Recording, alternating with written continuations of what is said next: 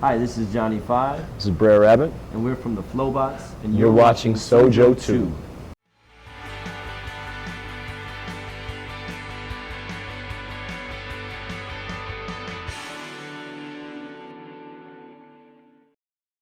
One of our mentors, Dr. Vincent Harding, is constantly talking to us about the civil rights movement, how music grounded it so much. And what are those songs now? And we're not saying that we've written those songs, but that is actually one of our aims, is always seeking that. Like, how can music start regrounding a new movement or continuing where the last one left off?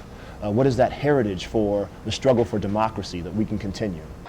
So if you people are willing to put your gifts, your talents, your abilities, your passions towards making this world a better place, I want you to put your hand in the air. And I want you to say one very important, one very powerful word with me. I want you to say this with me, DC. And say it like you mean it. Rise, rise, rise, rise. I think one of the things about our music is that we're six individuals coming from very different backgrounds, and we express ourselves as individuals. We don't fit into any specific pre-designed category, and I think most people don't fit in any pre-designed category. And so I think that's why our people respond to our music, is because they say, look, there's six people being individuals, expressing themselves the way they were meant to, the way they were created to be, and they respect that.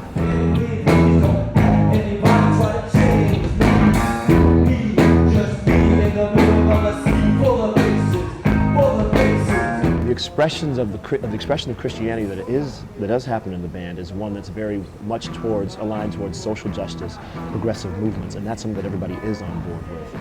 And I think when we're writing those things in our lyrics, even though they have Christian references, we want it to speak to everyone. Because also in our interpretation of Christianity, it was a message for those people who are being pushed to the outside, for those people who are not being represented, for those people who are not being spoken for.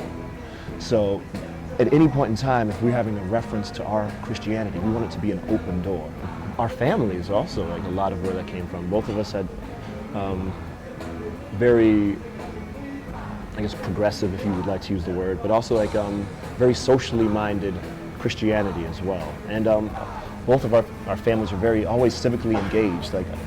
I learned about it watching my mother tirelessly going out into the community, trying to help. We were always making rounds with families who didn't have as much. She was a cancer patient at the time. Her body was in agony every waking moment. But one of her messages was as long as you're alive, you can do something. And through that, I saw the kind of Christianity that I wanted. That kind of selflessness. There's I have a mission to try to bring as much light to the world as possible with as little judgment as possible.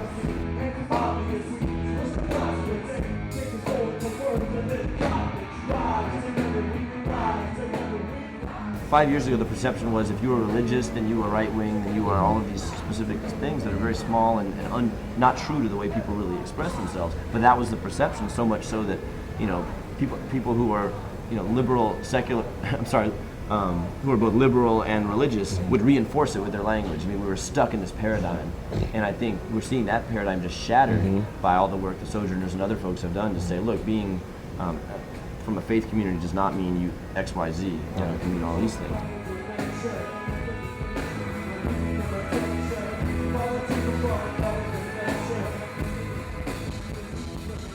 Yeah, I mean, in any one night we'll have conspiracy theorists, we'll have potheads, we'll have evangelical Christians and 10-year-olds. Drill sergeants and 10-year-olds who maybe are all four of those in the audience at the same time. All of them thinking, this music speaks specifically to me.